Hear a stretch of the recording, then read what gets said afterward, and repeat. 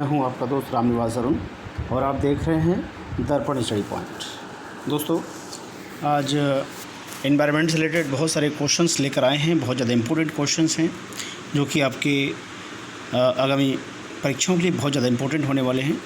तो पिछले वीडियो में जिस तरह से आपने क्वेश्चंस को पसंद किया तो उसी तरह के कंटेंट लेकर आया हूँ मैं। आशा करता हूँ कि ये भी पसंद आएंगे। तो बढ़ते हैं आगे आज के क्वेश्चन की तरफ। आज का पहला क्वेश्चन, जल प्रदूषण को मापने के लिए कौन सा परीक्षण किया जाता है?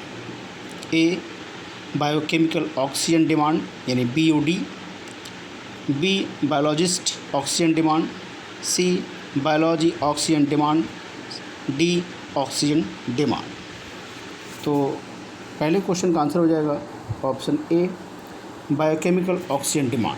यानी जो वाटर पोल्यूशन है यानी जल प्रदूषण को मेजरमेंट करने के लिए जो BOD एक्सपेरिमेंट होता है या मतलब परीक्षण जो होता है वो किया जाता है।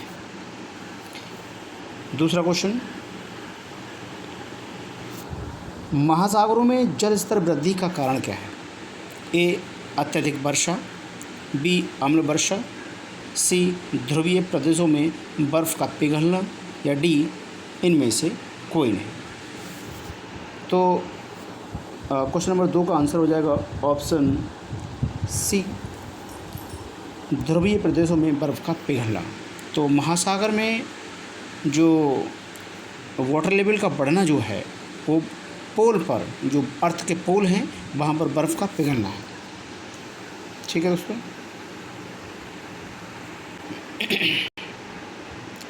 चलिए अब तीसरा क्वेश्चन देखते हैं।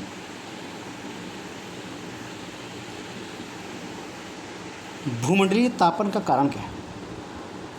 ए, कार्बन डाइऑक्साइड में कमी, बी, कार्बन डाइऑक्साइड में वृद्धि, सी, वनों में वृद्धि, या डी, इनमें से कोई नहीं। तो क्वेश्चन नंबर 3 का जो आंसर हो जाएगा वो बी है, कार्बन डाइऑक्साइड, जो इसका केमिकल फार्मूला होता है CO2, इसकी मात्रा में वृद्धि हो जाना ही भूमंडलीय तापन का कारण है। भूमंडलीय तापन का मतलब होता है कि अर्थ के लेवल पर, अर्थ के सरफेस पर टेम्परेचर बढ़ जाना।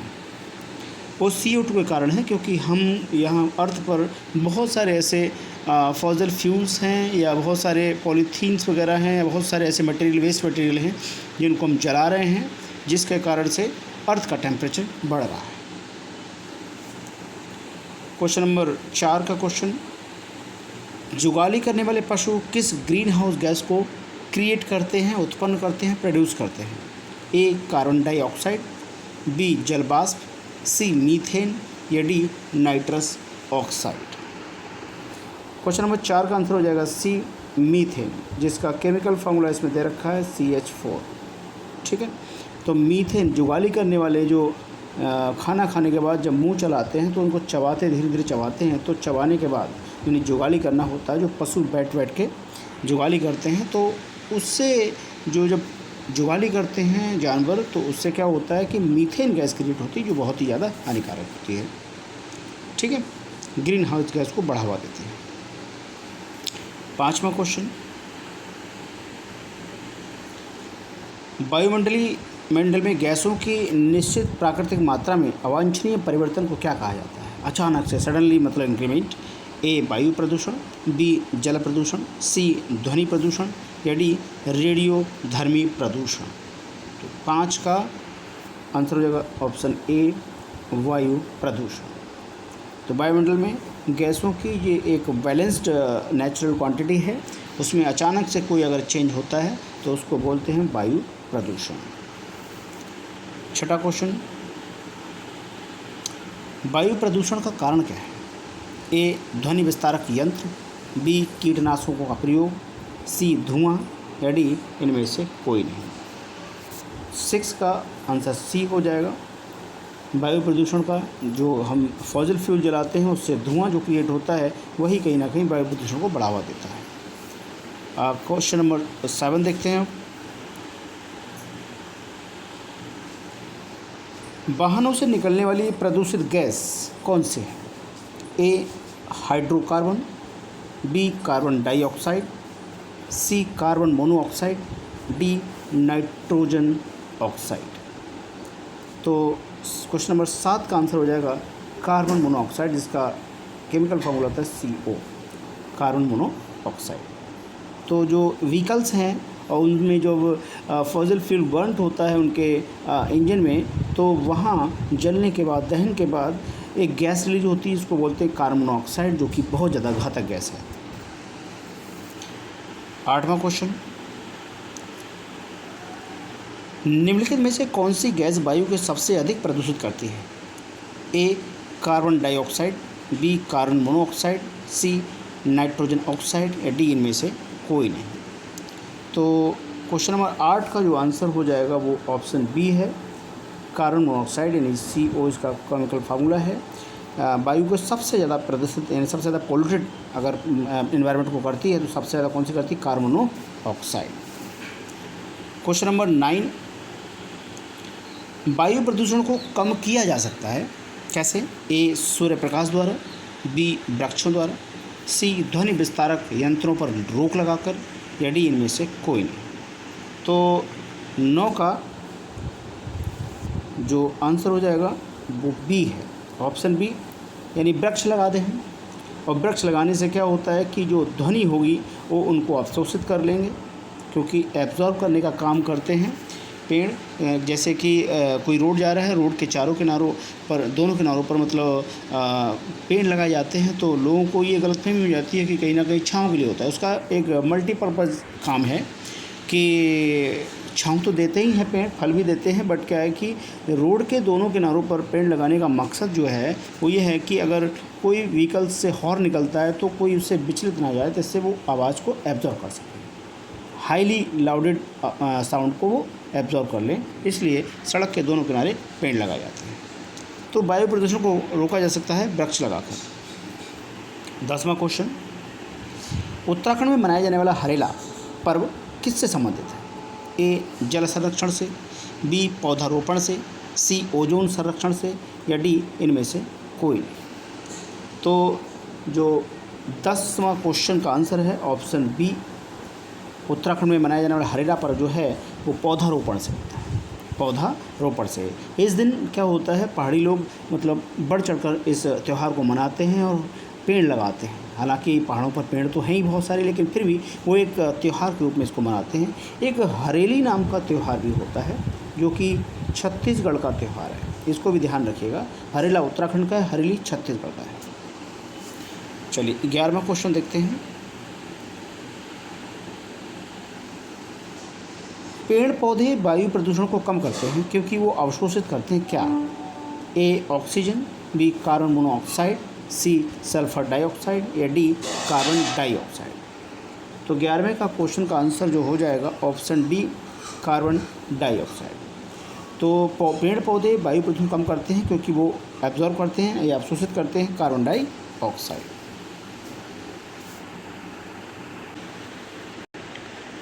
चलिए अब 12वां क्वेश्चन देखते हैं। गैसीय अपशिष्ट क्या है? गैसीय अवशिष्ट क्या है?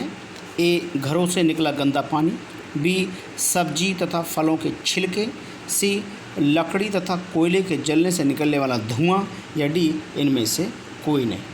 तो 12वां जो क्वेश्चन है उसका आंसर हो जाएगा ऑप्शन सी, लकड़ी और कोयले के जलाने से जो धुआं निकलता है वो गैसीय अपशिष्ट कहलाते हैं।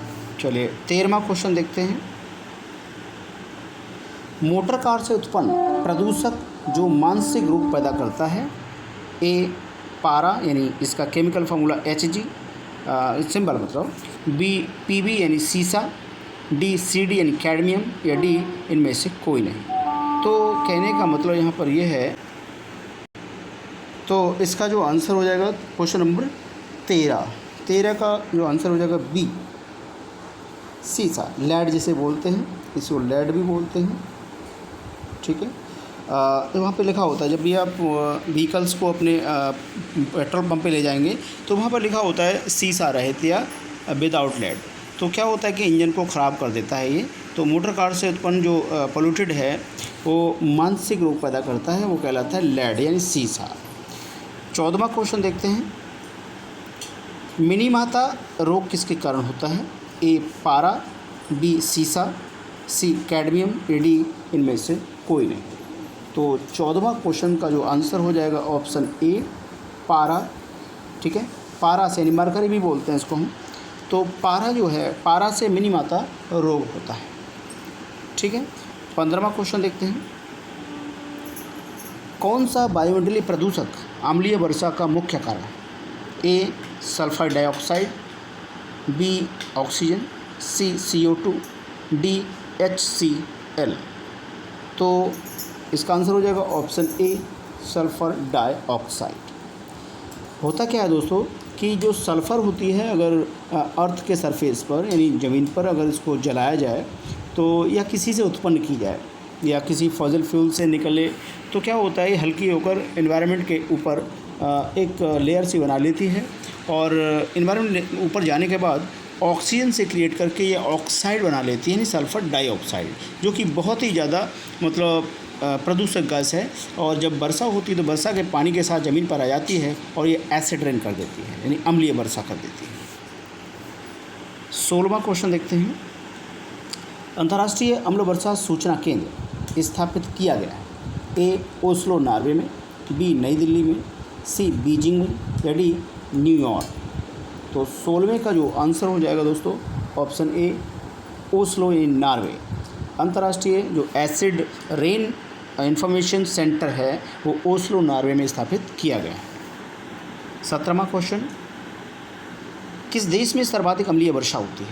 ए जापान, बी चीन, सी नॉर्वे, या डी संयुक्त राज्य अमेरिका।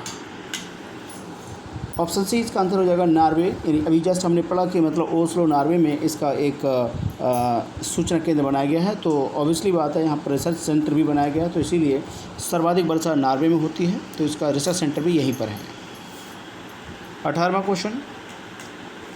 अम्लीय वर्षा की खोज किसने की? A Robert Angus Smith, B Martin Graham, C J Thomson, या D Rutherford. Option A Robert Angus Smith ने अम्लीय वर्षा की खोज की थी। आज का 19वां क्वेश्चन। ताजमहल को क्षति पहुंच रही है? ए मथुरा तेल शोधनशाला से निकलने वाले वायु प्रदूषकों से, बी यमुना में बाढ़ से, सी जल प्रदूषण से, या डी इनमें से कोई नहीं।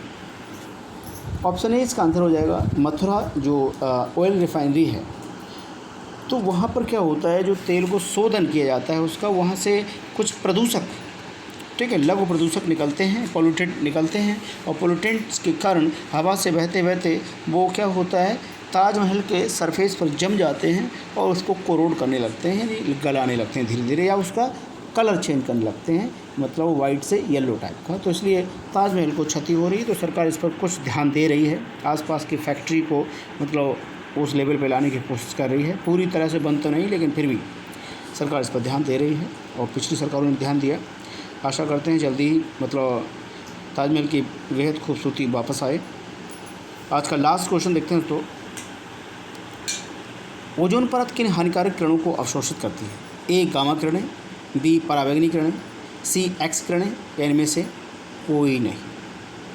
तो भैया ऑप्शन बी इसका आंसर हो जाएगा पराबैंगनी। अल्ट्रावायलेट रेज जो होती हैं वो कहीं ना कहीं क्या होता है, ओजोन परत को हानिकारक किरणों से बचाती हैं, क्योंकि ऊपर हमारा जो अर्थ के ऊपर एक ब्लैंकेट टाइप में ओजोन की लेयर है, जो कि सन से निकलने वाली अल्ट्रावायलेट रेज यानी ओजोन परत को रिफ्लेक्ट कर देती हैं, अर्थ तक पहुंचने से रोक देती हैं। अगर वो सीधे आ गई तो कहीं ना कहीं वो स्किन की डिजीज़ पैदा कर देंगी, बीमारी पैदा कर देंगी। तो दोस्तों ये थे आज के टॉप 20 क्वेश्चंस। आशा करते हैं कि आपको पसंद आएंगे, और अगर ये कंटेंट आपको अच्छा लगे तो प्लीज़ वीडियो को लाइक कीजिएगा, शेयर कीजिएगा और सब्सक्राइब कीजिएगा।